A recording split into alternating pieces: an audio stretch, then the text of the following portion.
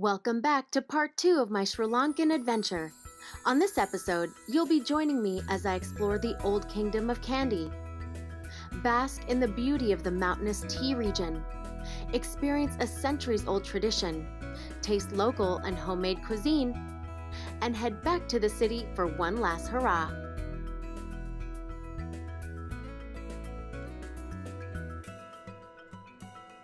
Ready for some good food? Let's cook. As you can see behind me, I'm here in the kitchens of the Water Garden Resort, and they're going to teach me how to do a hopper. A hopper is a traditional Sri Lankan dish. They have the string hopper, which is kind of like the noodles I've been having for breakfast, but this is like a pancake, like a savory pancake. So I'm excited to figure out how to make these and bring these home with me. I had the opportunity to cook with the chefs at the beautiful Water Garden Hotel near Sigiriya. I loved learning how to make traditional dishes such as hoppers and coconut sambal, both of which I've made since coming home.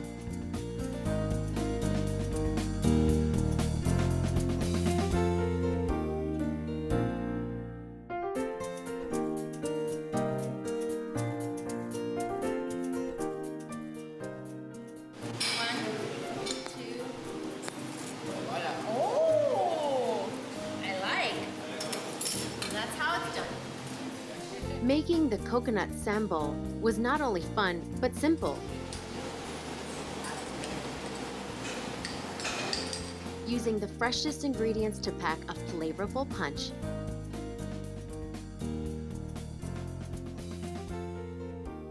Finished sambal.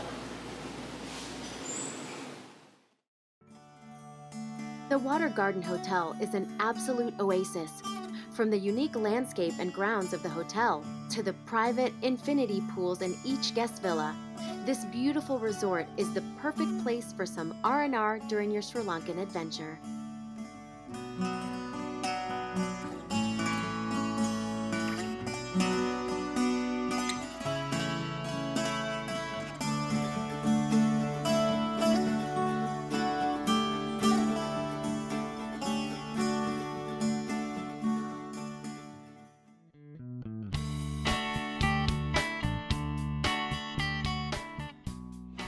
Breakfast here at Sigiriya is really just lovely. In fact, dinner was really beautiful as well.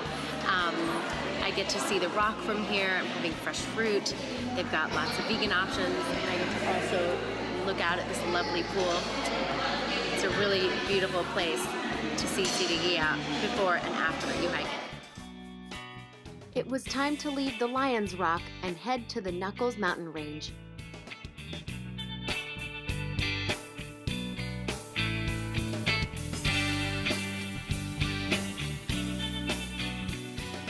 A lovely surprise was when I got to spend time with my host's family. Meeting them and spending time in their home was a treat, but even more so was watching his mother and grandmother cook and pack us a tasty homemade meal for the road.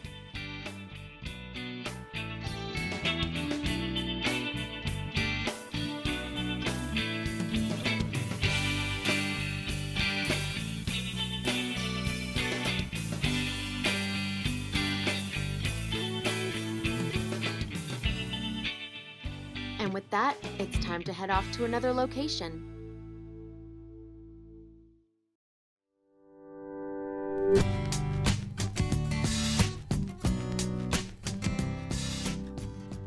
Nestled beside the mighty Mahaweli River, Mahaweli Reach Hotel combines a sense of refined luxury with the old-world charm of an ancient kingdom.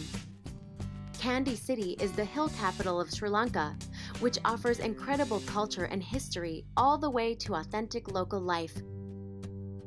The hotel is centered around a sprawling pool, open-air dining, and boasts a wonderful spa on site.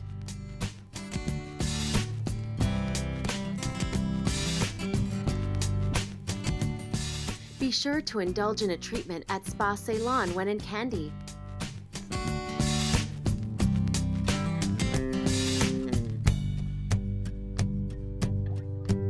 I highly recommend the luxurious foot massage as you get to overlook the river.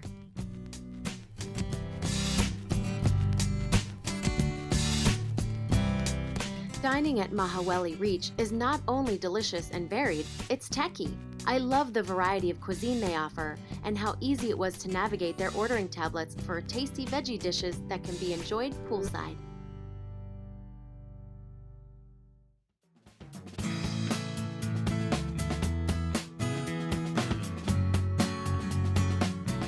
Behind me is the city of Kandy. It's a mountain town. It's actually the second largest commercial capital here in Sri Lanka, and it is the last royal capital of Sri Lanka. In fact, in the 1800s, it was the last remaining king of Sri Lanka before the British took over, and this was the royal city. And behind me you'll see what's left of the city. It's a bustling city, but there's still a lot of old buildings and historic sites. In fact, this is a UNESCO World Heritage Site, and tonight is the site of a very famous festival. So I'm really excited to check out this beautiful city up close and take you with me. Kandy is a large city in central Sri Lanka.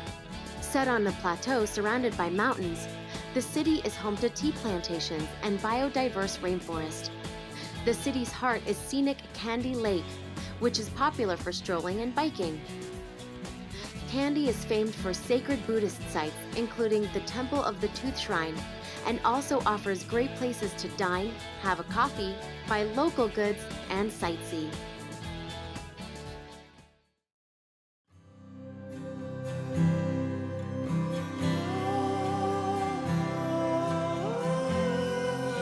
I'm in downtown Kandy, right by the main temple. It's one of the main iconic attractions here in Kandy. As mentioned before, Kandy was the last royal city, and it is home to this beautiful temple, and it's home to the Buddha's tooth relic, which is what the festivities behind me that are in preparation right now all have to do with. Buddha, when he passed, he left all sorts of parts of his body to be dispersed around different temples around the world for all his followers. And here at the temple in Kandy, they have the tooth relic. So this parade and these festivities this evening, the Asala Parara, are all about celebrating the tooth relic because they bring it out from the temple once a year for everyone to see in this lavish parade. You can see the performers behind me. Yes, there are elephants that are dressed up. I've been told that the elephants come from temples. They are the temple's elephants, and they're part of the festivities. I'm gonna have to just give that a pass, only because this is a 500-year-old tradition. I don't see that changing anytime soon, but I'm here for the festivities to experience it and experience all the glitz and glam of what goes on in this lovely city, and hopefully maybe things will change as far as using the elephants in this sort of festivity in the future, but what are you gonna do? Let's go to the festivities. The Kandy Asala Parara, also known as the Festival of the Tooth Relic, is a grand festival celebrated with elegant costumes and is held in July and August of every year. This historical procession is held annually to pay homage to the sacred tooth relic of Lord Buddha, which is housed at the temple. A unique symbol of Sri Lanka, the procession consists of many traditional local dances, such as fire dances, whip dances, Kandian dances, and various other cultural dances, in addition to the elephants, who are usually adorned with lavish garments. The festival ends with the traditional water cutting ceremony, which is held at the Mahaweli River.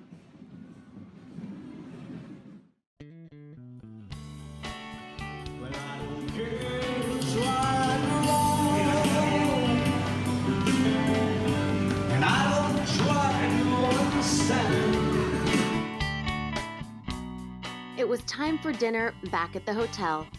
A giant buffet with nightly entertainment, the Mahaweli Reach sure knows how to keep their guests happy and full.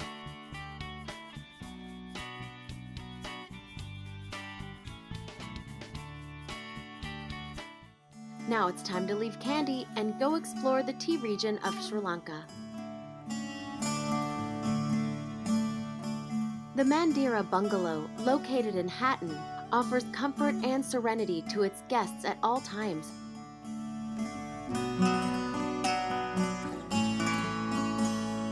With beautiful peaceful surroundings and a large garden offering total tranquility. There are luxurious guest rooms, a lavishly adorned living area, and a charmingly cozy dining room for guests to enjoy delicious meals prepared by in-house chefs with the freshest local produce.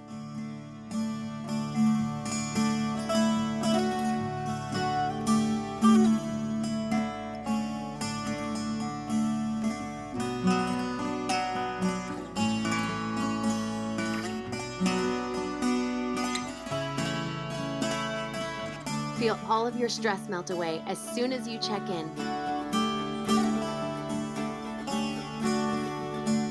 Hatton is a major center of the Sri Lankan tea industry with breathtaking landscapes.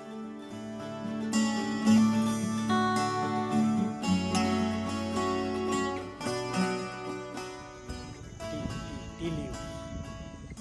So I'm here at this tea plantation in the Highlands in Hatton, and I'm going to learn how the tea goes from the bush to your cup. And in fact, Ceylon tea is probably what you're drinking. It's one of the most famous teas in the world, and it's been exported from here to many countries, and I'm excited to try it out. Well, this is the tea drying area.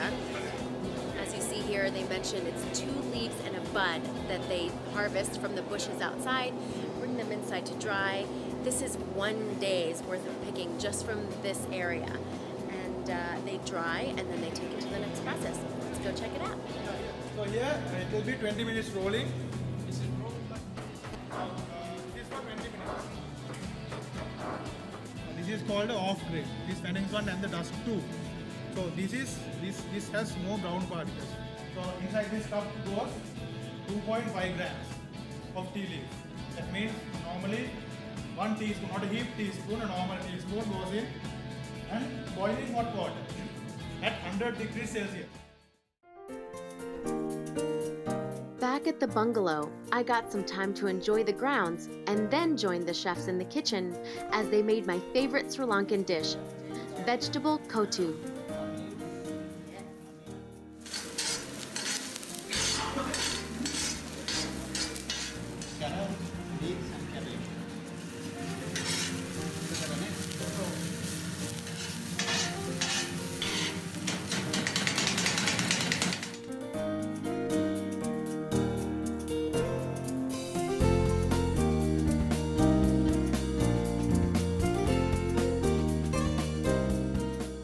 After a relaxing time in Hatton, it was time to return to Colombo. And what better way to spend my last night in Sri Lanka than at the hip Jetwing Colombo 7.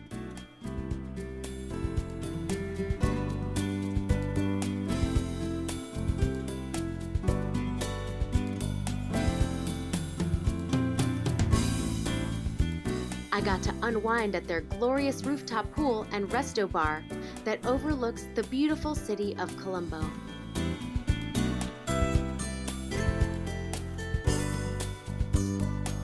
Reflecting on the wonderful time I had in this lovely island nation, I hope I've inspired you to visit soon.